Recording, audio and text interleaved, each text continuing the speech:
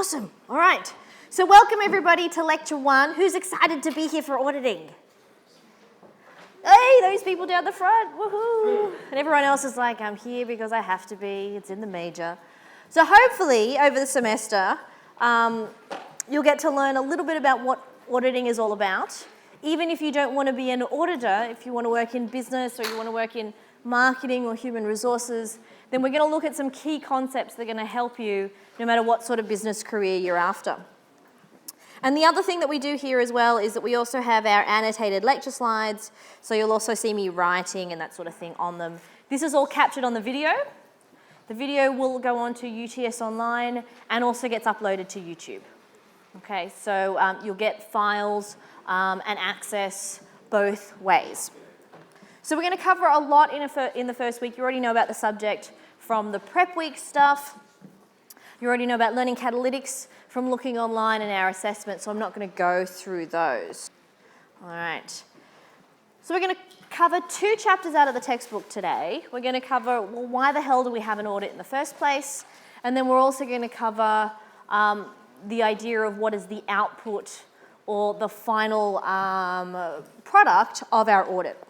So we're going to look at a whole range of different objectives. Let me just put my highlighter on here. Okay. Is my highlighter the right size? No, I want this one. All right. So we're going to look at some basic stuff about describing what assurance is all about, why audit is important in regards to reducing the risk of shareholders, the idea of information risk. We're going to look at describing auditing, which is one small subset of assurance. We're going to look at the difference between auditing and accounting. We're going to look at some types of audits and some different types of audit firms that provide them and the Big 4 firms. We're going to look at what the professional bodies do, so CA and CPA. We're going to look at the auditing standards and why they're important to us. We're going to look a little bit at quality control, not too much, and then also the basics of the Corporations Act. So it sounds like a lot, but there's actually just a few basic key concepts. Now, in the lectures and in the lecture notes, I pull out the most important things that I want you to learn from the textbook. Now, there are still going to be some things in the textbook that I would like you to read, but the things I think are most important are the things that are going to be in the lecture notes and the things I'm going to discuss. And then out of those, the things that I think are key or most important are going to be the things that will come up in the quizzes each week. All right? So that'll give you a guide as to what I think is most important when it comes to exam prep. So if there's, a whole section in the textbook that I don't really touch on, you might want to have a read of it just for background, but not go too in-depth. All right, so what's our first objective? What the hell is assurance? So assurance is about having someone independent, and that's us, the auditor, being objective, trying to improve the quality of information for decision makers. All right? We want decision makers to have accurate, reliable information so that they can make the best decisions for themselves. And they could be shareholders, they could be regulators, it could be managers within the company. So no matter who you are, you make decisions based on information. Very rarely in business do we make decisions just based on flipping a coin or our gut. We're going to need to use information. And so the process of assurance is about providing quality and then also the idea of reliability to that information. Oops. Ability. All right, so right down here. Oh, that's really bright. Can we still see the slides if I leave the curtains open?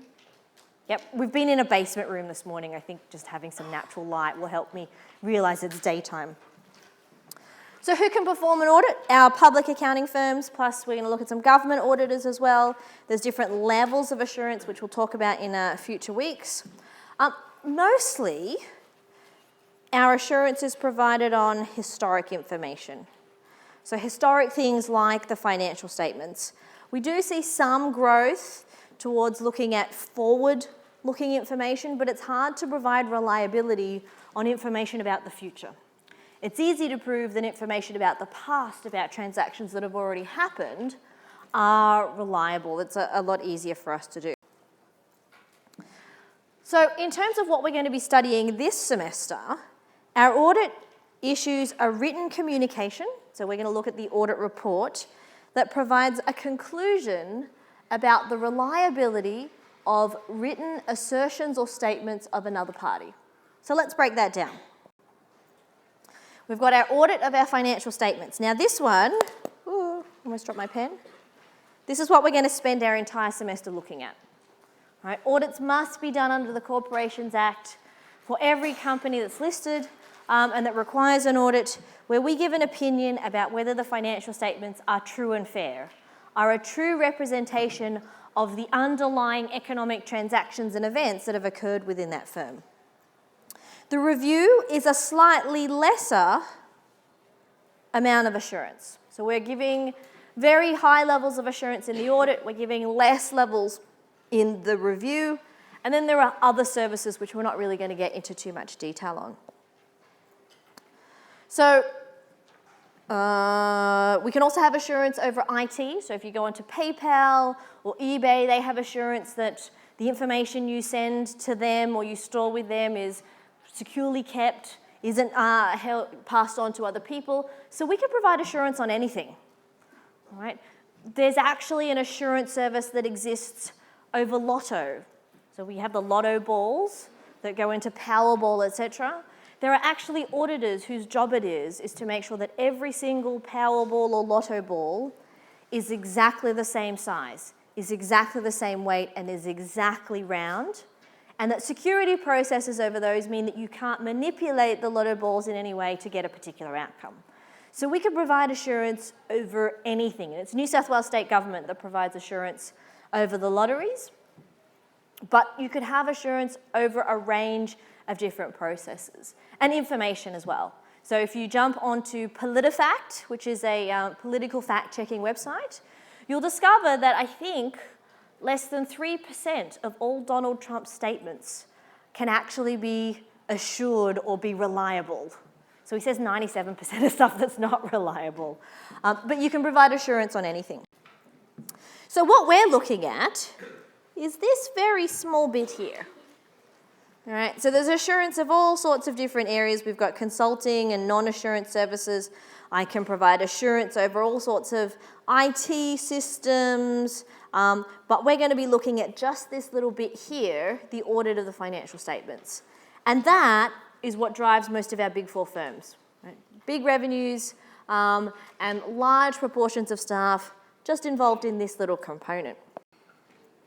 So what is the idea about information risk? Right? The risk that the information I have might not be suitable for my decision-making purposes. And that risk comes about, well, the possibility that information was made on, a decision was made on information that was inaccurate. And I'll give you an example of information risk. You'll meet my son on some of our audit slides. We affectionately call him Audit Junior. And he's come to every single open day since he was born. And I'm starting to get him to the point where we're going to start training him up to talk in our audit videos. But when he was 1, I sent out invitations for his first birthday. And I put 2 numbers on there for people to RSVP. I left my mobile number and I left my husband's mobile number. And I assumed that if people had called my husband and said, "We're coming," I assumed that he was going to pass that information on to me. So I made all these plans for how many people and how much catering and how many party bags and all the rest of it based on the people that had RSVP'd to me and the assumption that he was going to tell me if anyone had contacted him and said that they were going to go. Bad assumption. So I made all these decisions, and then 2 days before the party, I said to him, "Oh, look, I'm really surprised that so-and-so is not coming." And he said, "Oh, no, they sent me a text message. They're coming." And I said, "Well, why didn't you tell me?" He goes, "I thought you would have asked." So 2 days before, suddenly I have like 20 more people coming to this party, but I'd made a decision based on information that was inaccurate. Now, all it meant was that I had to go out and buy more food, and I was severely stressed out, and I made him decorate like hundreds of cupcakes for the extra people. And that wasn't life-threatening or it wasn't going to bankrupt a business, but I made a decision based on bad information. It wasn't complete. It didn't have everything that I was looking for. So if I'm doing this in a business, I might make decisions about a whole range of different things.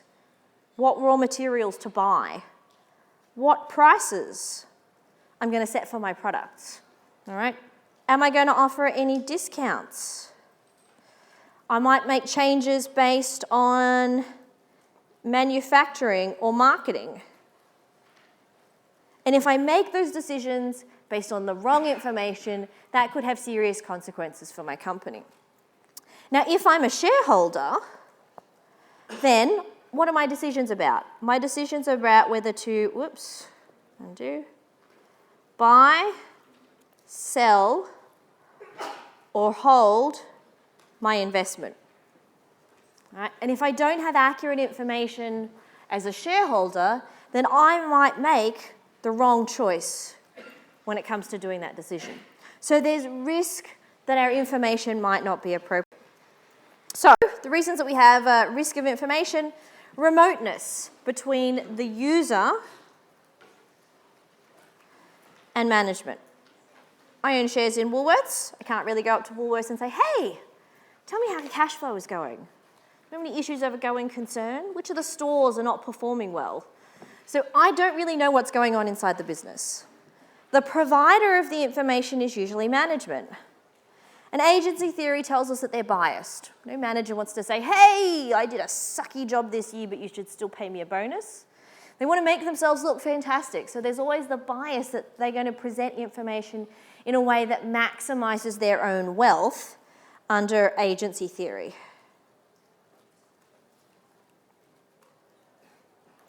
All right, there's lots and lots and lots of data.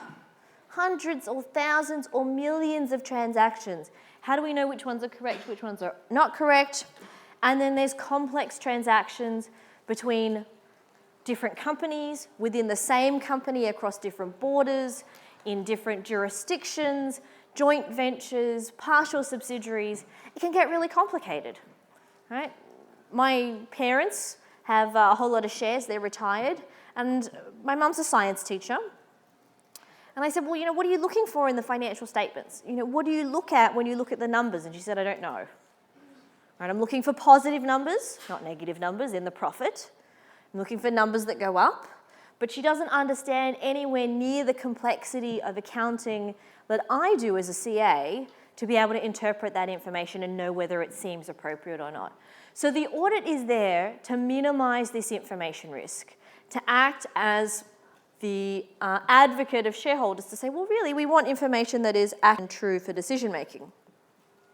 So how could we reduce information risk? We could get users to try and verify information. That'd be really tough, especially at Woolies with all of their shareholders. Not really reliable.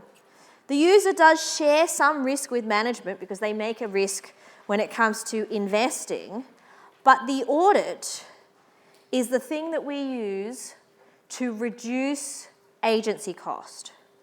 All right, so to reduce the risk of agency, we have an audit. We have the auditors independently check management's work to make sure that they are telling the truth when it comes to what they present to shareholders. So here's my son. You can see him there. He's pretty cute. And for all these people who are wondering, I'm not just getting fat, so I am going to be having a baby at the beginning of next year. So we call him Audit Junior, and we just recently announced, well, I announced on my Facebook page for all the students who are friends with me that he's getting a promotion to Audit Senior. So we'll have a new Audit Junior coming along. But when it comes to describing auditing, I always use this picture. This was only taken a few months ago. And I say, is this the world's cutest kid? Right? Because every parent thinks that their child is the cutest kid ever. I haven't met a new parent that says, oh, look, actually, my son or daughter's a bit ugly. Right? Oh, everybody's like, oh, how adorable, how cute. And the same with managers, right? Managers are going to say, we are the best ever. And when I meet your parents at graduation, your parents are going to say, look, wasn't my son just the best student? Sometimes, to be honest with you, I lie sometimes. So, students who were really good, I'll say, yeah, absolutely. And sometimes if, perhaps you weren't the most diligent, dedicated student, I will say something like, oh, they really put in some good effort. That's my sort of, safety statement there. But how would we determine who is the world's cutest kid? How would we figure that out? That's a claim I'm making. We would need to have somebody independent come up with some set of standards on child cuteness to figure out whether he really is the cutest kid or not. Now, when it comes to financial statements, that's really easy because we have our accounting standards that tell us this is what accounting should look like. And so when we're trying to figure out, well, are management telling the truth? Is this the right set of financial statements? Is this what we should be presenting to shareholders? Then we use our AASBs to do that. Rodri will be back to tell you all sorts of other hints and tips as well about auditing. So auditing is the accumulation of evidence. All right, so evidence is really critical because I shouldn't make a decision without having some evidence. If you're sick or something happens to you on the way to uni, then I want evidence. If you say, look, I missed the quiz because I fell down a flight of stairs and broke my leg, I'm going to have to see your broken leg.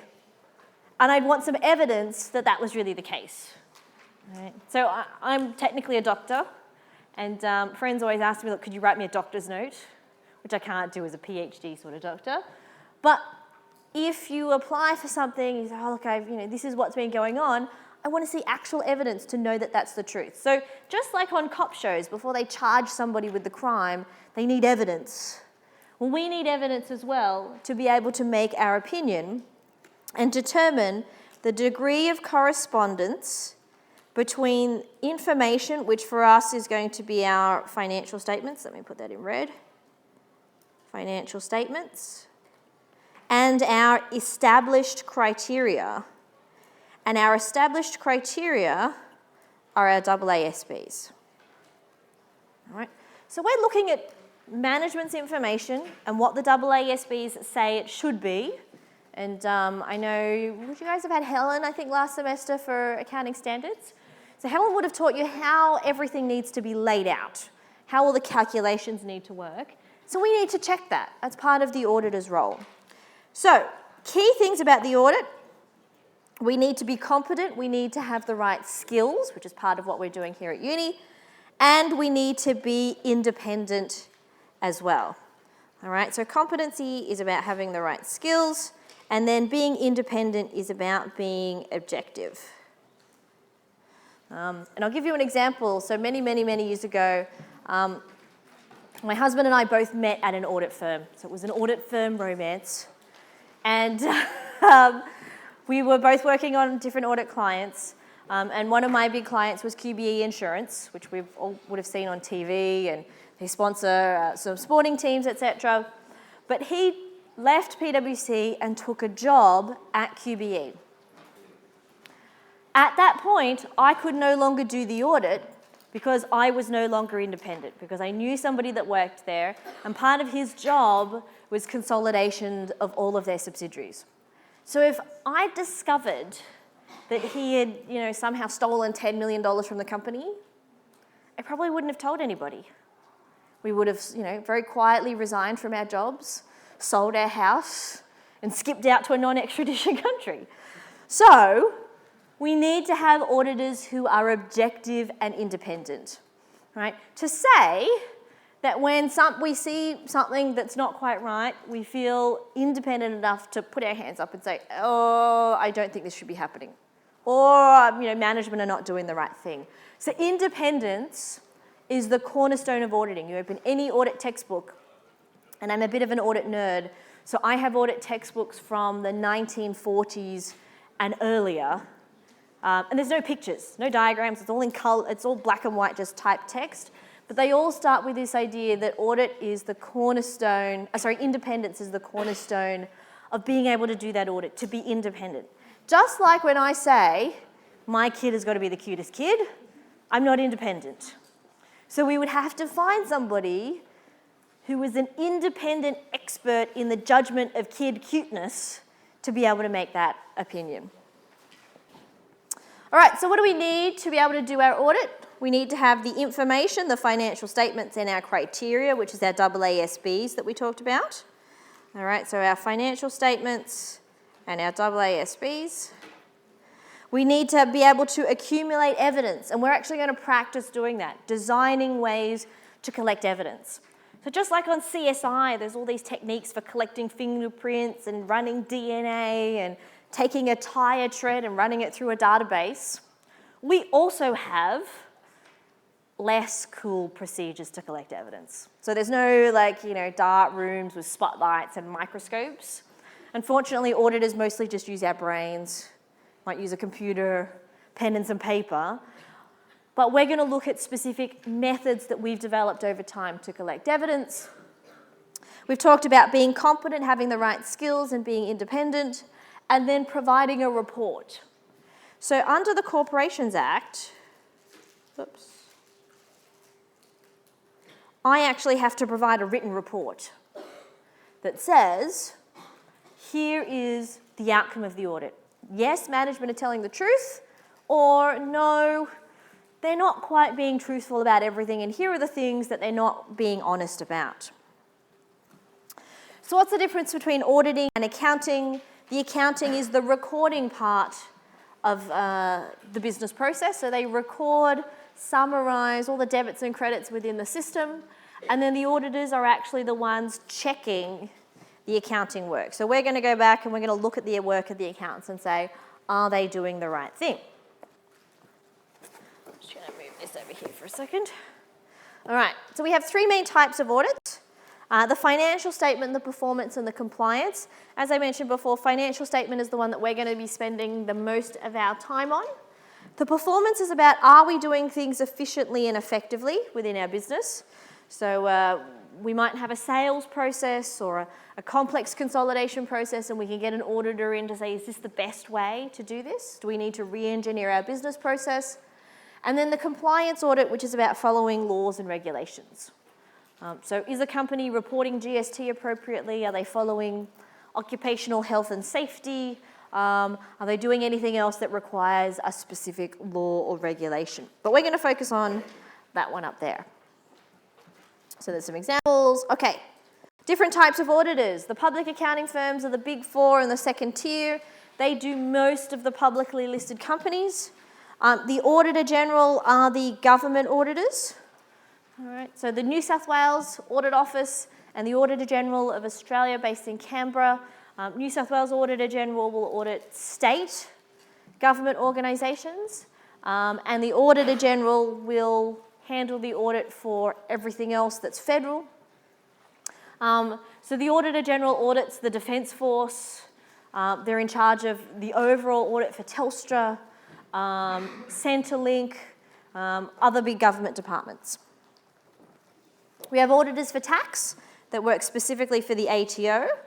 So they're more likely to be lawyers and accountants, not just accountants.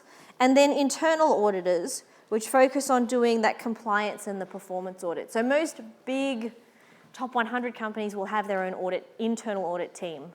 So Qantas, the Commonwealth Bank, Coca-Cola will all have teams who look at internal improvements and making sure that they're following the rules and regulations. And this is important because they want to try and minimise fines. All right. Because you could get a government fine for not following a law or a regulation appropriately. You could be sued. It could create all sorts of issues. All right, so let's look at the big firms. I worked for this one. Actually, well, the predecessor for this one, which was Coopers & Lybrand, and then PwC. So the big four audit probably, I think, about 60% of the Australian Stock Exchange. And then these guys here pretty much audit the rest. All right. So for those people who are going to a later afternoon shoot, and you'll have Kate or you'll have Nicole, we actually have an agreement with Grant Thornton where they actually send real-life auditors in to teach tutorials, so you'll get to hear lots of stories from them. The people who are going to, who will have Ben this afternoon in the 12 o'clock tute, and I think also the 1:30 one, Ben works at a small local firm in terms of auditing. So he's got lots of experience in doing much smaller audits, which are required under the Corporations Act.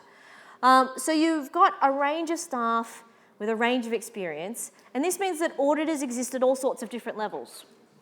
So I recently did the audit for ISEC, which is one of the university student groups.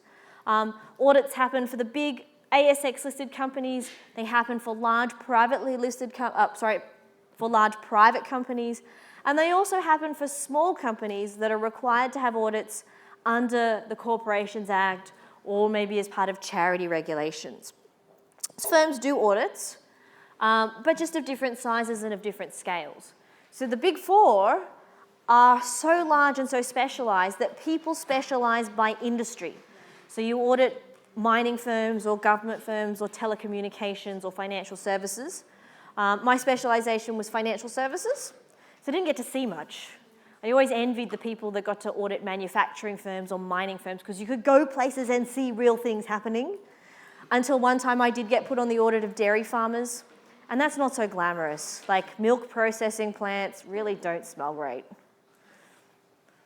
We did get to drink, you had access to the corporate fridge, so I could drink all the milk that I could take, though I'm Asian, so I'm partly lactose intolerant, so that doesn't go down so well. But dairy farmers made yogurt. Again, I couldn't eat too much of that. But fruit juice, I could drink the fruit juice all day, so that was a good thing. So the public accounting firms, big ones and small ones, provide audit services, so that's a big part of their bread and butter. Audit services, though, are high volume and low margin. That means you don't make a lot of money off an audit, right? It's not a really profitable item to do. But the reason that you do an audit is so that you can convince your client to hire you to do other things, like tax, which can be a little bit more lucrative, and consulting services. That could be helping them expand into a new market, choosing a new information system. You get different departments within your firm, within your audit firm to do that, but it's all about sort of growing the bigger audit firm share. So something like management consulting services is really high margin. And towards the end of my career, I did a lot more management consulting. And I remember back in 99, we had a $20 million consulting job with the Australian Broadcasting Corporation just down the road for implementing new software. And that was a 6-month project for $20 million. So, and you wouldn't earn anywhere near that much on an audit. You'd probably earn a few $1 million on an audit for about 6 to 8 weeks' work. So there's definitely lots of margin made there. Now, you find very few firms that are in the sole proprietorship or the partnership model. That's because of the idea of joint and several liability. And that would mean that if the partner of the firm did something wrong and then they skipped out of town, I would be liable as one of the partners left over. The Big Four firms these days and most of our second tier are almost all incorporated companies. So while you have partners who are shareholders in the firm, they're not partners in the typical sense of a partnership. Now, in terms of the hierarchy or the shape of an audit firm, previously they looked like this. All right, so you had the partners at the very top and then lots of junior staff doing what we would call grunt work, ticking and bashing or ticking and flicking at the bottom. What we're seeing in terms of trends and the data that's coming out of CA is that the audit firm is looking a lot more rectangular now, and that you're having a lot less staff at the junior levels. And that comes from a number of different reasons.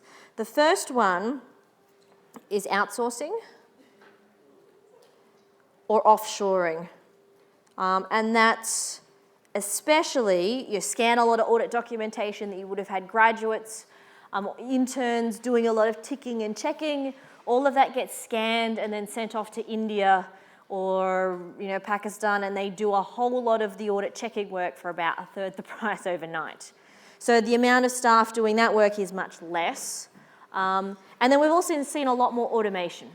So we're using a lot more big data, we're using a lot more intelligent agents and artificial intelligence in audits. So, the future is still looking bright for auditing, and auditing at this point is not going to be replaced by machines, but there's a lot less at the bottom level than there was before. So what do the professional bodies do? They do a few different things. They help establish standards through the Auditing Standards Board. They do a lot of research, and then the biggest one is education, to make sure that once you become a member, you are continuously up to date on latest auditing trends and changes within legislation, especially at the international level. Now, what about our auditing standards? Our auditing standards are called ASAs. All right, and you can find those free on the AUASB's website, auasb.gov.au. Now remember, our exam is open book. So you can bring in, somebody has one of these. I'm just going to borrow this here. One of these handbooks, if you want all your standards in one book, or you could print them out, right, and bring them into the exam. You could bring your textbook into the exam. You could bring anything you like, comic books if you think you're going to have time at the end to, have a bit of a read. So you don't necessarily need to buy the standards book if you don't want to. You can look at them online and then print out the sections that you think you'll need. I will actually tell you in the last week of term which ones I think are going to be key ones for the final exam, so you don't have to worry about that. So the AUASB issues the auditing standards, and we're internationally harmonised, so they come down from the International Auditing Standards Board, and the key is that they are mandatory. All right, so while some countries, the auditing standards say the auditor may, our auditing standards say the auditor must or the auditor shall, because our requirements are enshrined within the Corporations Act. We must do them as the minimum set of standards. You could do more than what the standard says, but the minimum is contained within the ASAs. And we'll be referring back, and I'll show you excerpts from the standards on a regular basis of things that are really critical and important to understand. All right, so how do we make sure that everybody who's doing an audit is doing the right thing? That comes from quality control. And so quality control needs to exist across firms. And quality control also needs to exist within firms.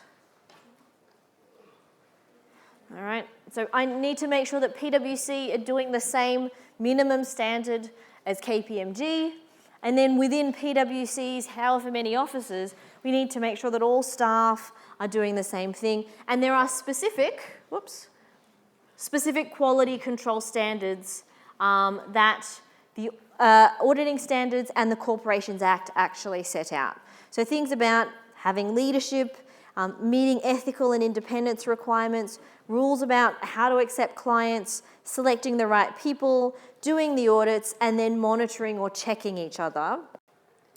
And that's where the peer review program comes in from Chartered Accountants and CPA Australia, where firms check each other's work to make sure that they're all following the standards appropriately. So CA and CPA both have sets of auditors that actually audit them. Also, on top of that, we have the Australian Securities and Investment Commission doing their own inspection program. All right, so they audit the big four firms every single year, smaller firms on a rotating schedule, and they can fine audit firms for not complying with the auditing standards. I'll provide you guys with a link to look at the latest inspection report from ASIC. It doesn't actually show names of firms. This also happens in the US, that the US has started naming firms who are not doing the right thing. So there's big bucks in making sure that everybody within the firm is doing the right thing in terms of following the audit standards, acting independently and acting ethically. How are we doing on time? Oh, okay, all right.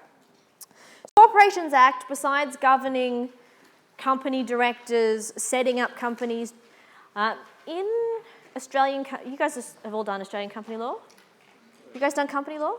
Yep. Or for the people who haven't done it yet, One of the assignments many, many years ago used to be prepare all the documents to start a company. Right? We'd have to actually go back to the Corporations Act and figure out what that is. So while the Corporations Act specifies how companies get set up, it also specifies what auditors need to do. You need to be qualified, you need to be registered, management can't just choose the auditor, it has to be ratified by shareholders at an annual general meeting. We can't just quit as an auditor, there's all sorts of rules about quitting, what our responsibilities are and reporting. And you can go into those in more detail in the textbook. All right, so here is the output. And this is really important, and you might be thinking, well, why am I interested in looking at the end point when we're only at the beginning? And this is so that you have in your mind the idea of what we're striving for or what we're planning to create. So we're going to look at why do we have the report, what goes into something called an unmodified audit report. We're going to look at when we might do different sorts of reports and adding extra information. Okay, now I'm trying to remember what case it was. We'll go into the cases, I think, next week. There was never a legal requirement to produce a paper audit report. You could have done a verbal audit report at one stage, but now we must provide a written audit report about the financial statements in accordance with the Australian accounting standards and our auditing standards. And reporting is pretty similar, to the point where if you go to the auditing standard on audit reporting, there's actually templates in the back. And if you look at almost all of the publicly listed companies, their audit reports almost say exactly the same thing word for word, except the company name is different, and the year might be different, and the name of the audit partner might be different. So audit reporting is fairly standardised, and it has very specific legal language because it is a legal document that exposes the auditor to liability if we've done something wrong. So what is the gold standard that everybody is looking for? So what most firms want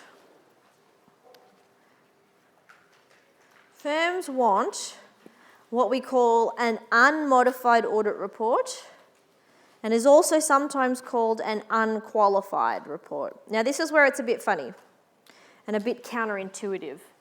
So when you do your CA, or you do a medical degree, or you finish your engineering qualification, you become qualified. Right? And qualified is a good thing. Okay? When it comes to an audit, it is the exact opposite.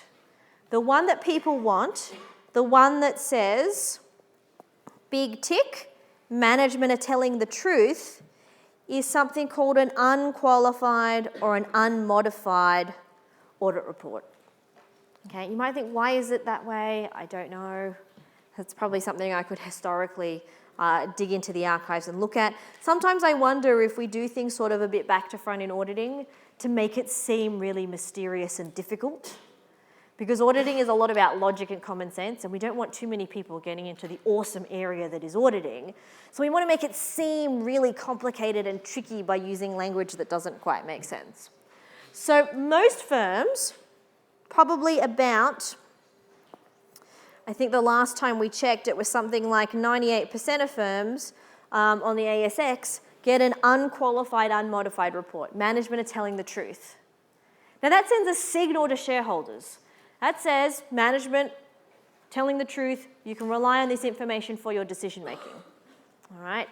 What happens, do you think, to company share prices if I give them the opposite? If I say management are not being truthful and here are the reasons why? What do you think is going to happen to share price? It's going to go down. And it goes down pretty quickly in terms of what we see from the research in terms of share price reaction. So firms want this. Managers want to work with us as the auditors to come to an agreement on a set of financial statements that we think is unqualified, is free from misstatement.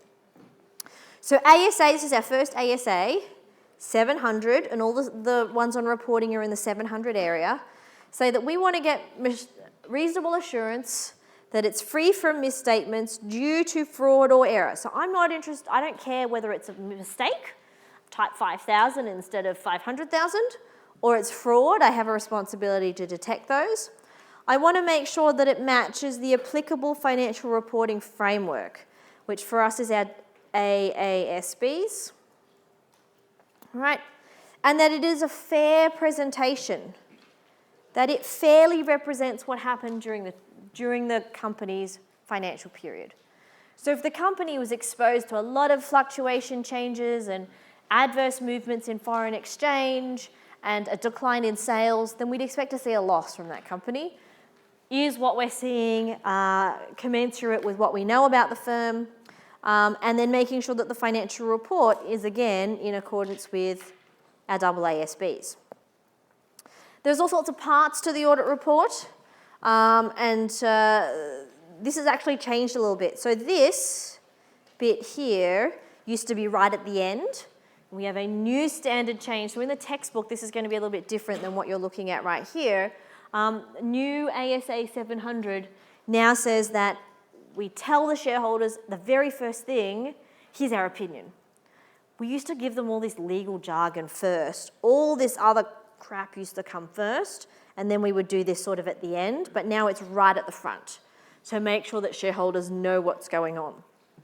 Now, on UTS Online, in this week's folder, I've also put a whole lot of audit opinions in there for you to look at. And I'll also copy in for you the link to the QBE Insurance annual report, because it is one of the few early adopters of some new regulations. And so I'll make a little video on that in a couple of weeks as well. All right, now what happens if management aren't being truthful? How do I know what sort of opinion to give them? Then I'm going to use this table, and this table comes out of ASA 705, sorry. And so I'm just going to lean over here because I want to write some numbers here. So step 1 is this step over here. All right. The first thing I want to do is find out why I'm not giving an unqualified opinion. Number 1, the financial report is materially misstated. That is essentially saying management are not being truthful about something. All right, so they're understating a number, they're failing to make a disclosure, they're just lying about something. All right, the second one, which is this one here, is that we cannot get enough evidence. All right, so not enough evidence. This is a bit like Donald Trump refusing to release his tax returns. Can't make an opinion if I don't have any information. So step 1 is I look at, well, what are the 2 reasons why I might go away from the unqualified? Step 2 is I need to look at the severity. And there's 2 terms here, material but not pervasive, or material and pervasive. So material means it's important enough that we think shareholders should know about it, but not pervasive. And I'm going to introduce you to 2 different characters here. And I didn't name these guys, actually one of my other lecturers did. So here we have Norman. Norman, the non-pervasive slug. All right? And so Norman's there because if you imagine your financial statements, let me pick a different colour here. So imagine you've got your financial statements and all of your different accounts here. If you plonked Norman on one of those, all right, and you said, okay, Norman is right here, Norman's only self-contained, right? He's only in a small part of the financial statements. So Norman is the situation where we have either something not truthful or not enough evidence in just one spot. And in that case, we give an opinion called a qualified opinion. Okay? Now, the second person I'm going to introduce you to, let me make sure my pen is a bit smaller. Maybe I'll type, here we go, is Perry, the pervasive octopus. And I'd always use the octopus, but I'd never named him. And then Nelson, who does our night classes, said we need to give the octopus a name. So his name is Perry. So if I took Perry and I put Perry on the financial statements as my octopus, all right, there's his body, and there's his little legs everywhere. Oh, that's a really, you obviously, you're not coming for the art. But the idea with Perry is that his little tentacles reach far and wide across the financial statements. So that is what we call pervasive. All right, there's lots of tentacles of errors. So if I have errors in the financial statements and I have lots of them across lots of different areas, I say I'm going to give an adverse opinion. Like, this is bad. This is the signal to shareholders that management aren't being truthful on a range of things. If I can't get enough information over a lot of different areas, then Perry's going to say, give me a disclaimer of an opinion. And a disclaimer means that I'm not actually giving an opinion at all. It's no opinion. All right? So you've got Norman and you've got Perry. Okay? And a lot of students even draw the little animals. That's cool. But that's a way to figure out the different sorts of modified audit reports. When I say I'm not going to give an unqualified, I think something's wrong, then there's my options right there. Now, okay, sometimes everything is truthful. I have an unmodified or unqualified report, but I want to say, shareholders, I want to draw your attention to some extra information. And I do that using an emphasis of matter paragraph. What colour pen am I using? Oh, let's change that to blue. All right, I use an emphasis of matter paragraph, sometimes shortened to an EOM.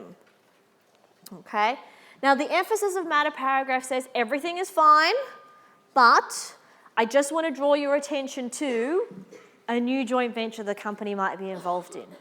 Some unusual accounting about something that is a little bit different. That we've found a mistake in the previous report and we're now revising it and reissuing it. So this is still saying that management is still being truthful, but my emphasis of matter is just highlighting extra information to shareholders. All right? And in the bundle on UTS Online, you'll actually see some examples of the sorts of things that could go in emphasis of matter. Probably the biggest one is emphasis of matter about going concern. Do we understand the concept of going concern? Yes, hopefully, that we expect companies to continue in the future. If the company is experiencing financial distress, but they are being truthful about their financial distress, so they're showing a loss, they're showing lots of debts and not many assets, then we can still give them the big tick in the financial report because they're being truthful. But we might want to say, hey, shareholders, there are some financial difficulties at this firm. We do need to warn you about those. So that's important. Now, this is new. This is not going to be in any textbook that you're looking at. Oh, I think there's a new textbook coming out at the end of this year that will have it in it. New standard is ASA 701, about communicating key audit matters in the auditor's report. And up until this point in time, what the auditors did was a black box. The audit report simply said, here's our opinion, unmodified, unqualified, or one of the other options, and that was it. Now, the auditors must disclose parts of the processes that they go through to make their opinion. All right? Now, not for everything. Oh, this is how we audited sales, this is how we audited cash, this is how we audited property, plant, and equipment. Instead, it's only for areas that they think there was significant judgment or that they found particularly difficult, which they call key audit matters or KAMs. All right. Now, the idea is to have increased transparency over decision making. If I know how auditors made a difficult decision about writing down an intangible asset, then that allows me to interpret the information in the financial report with a little bit more clarity.